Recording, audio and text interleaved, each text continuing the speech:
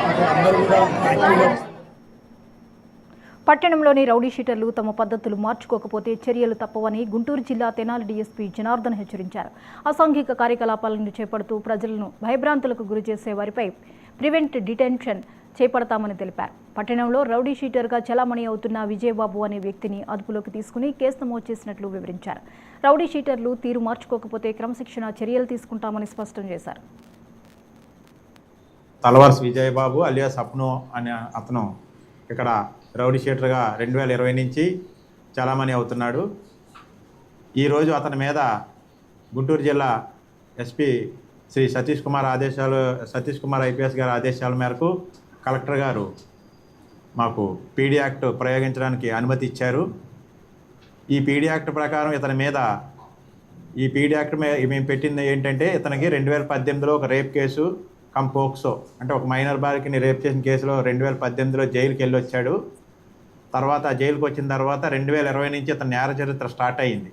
ఇతను 4 బ్యాచ్గా చేసుకోవడం, పబ్లిక్గా రోడ్ల మీద ఎవరిని పడితే వాళ్ళని కొట్టడం, అవి వీడియోలు తీయడం, వాట్సాప్లో పెట్టి బెదిరించడం, ఈ విధంగా అతను మొత్తం టోటల్గా 2018 నుంచి నేర చరిత్ర స్టార్ట్ అయిన అతను 2021లో 2 కేసులు, 2022లో 3 కేసులు, 2023లో 5 కేసులు, 2024లో 2 కేసుల్లో ఇతను ఇన్వాల్వ్ అయి ఉన్నాడు. తెనాలి 1 టౌన్ పోలీస్ స్టేషన్ పరిధిలో మిమ్మల్ని బైండ్ ఓవర్ చేయడం జరిగిన రౌడీ షీటర్ ఒక రౌడీ షీటర్ బైండ్ ఓవర్ చేసాం ఎంఆర్ఓ గారి దగ్గర, ఫర్దర్గా ఎటువంటి నేరం చేయకుండా ఉండడానికి. అతను మరలా ఒక కేసులో ఇన్వాల్వ్ అయ్యాడు, క్రిమినల్ కేసులో. దాని మీద అతను బౌండ్ ఓవర్ని మరలా ఎంఆర్ఓ గారి దగ్గర ఫోర్ఫీట్ చేయడానికి పెట్టడం జరిగింది.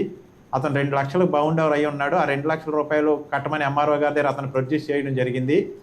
అతను ఆ డబ్బులు కట్టలేకపోతే తెనాలి మండల తహసీల్దార్ గారు ఎగ్జిక్యూటివ్ మేజిస్ట్రేట్ హోదాలో అతనికి 1 నెల రోజులు జైలు విధించి అతన్ని బాపట్ల సబ్ జైల్లో పెట్టడం జరిగింది.